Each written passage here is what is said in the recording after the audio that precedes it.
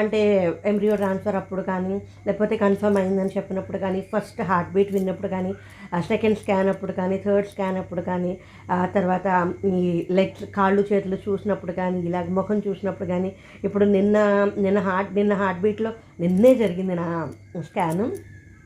Heart బీట్లో ఇదేంటంటే ఎకోదనమాట. Foetal echo ఎలా ఉందని హార్ట్ బీట్లో 4 ఛాంబర్స్ ఎలా ఉన్నాయి, సౌండ్ ఎలా వస్తుంది ఏంటి అని ఈ స్కాన్ జరిగింది నాకు నిన్న. అది చేసినప్పుడు నేను దాని మీద ఇంకా కవిత రాయలేదు. ఇలాగ ప్రతి దాంట్లోనూ నేను ఒక కవితలాగా రాసుకుని నేను పెట్టుకుంటున్నా. ఈ యాప్లో మీరు ఒక పాట రాయండి, లేదా ఒక ర్యాప్ రాయండి, దానికి ఒక పాట రాసి ఒక ర్యాప్ రాసి దానికి ఒక ట్యూన్ కట్టండి మీ మాతృభాషలో అంటే, అవును కదా ఇది కూడా ఒకటి వచ్చింది కదా అని నా అగ్నిలో ఆజ్యం పోసినట్టు ఇంకోటి తీసుకొచ్చి పడేశారు.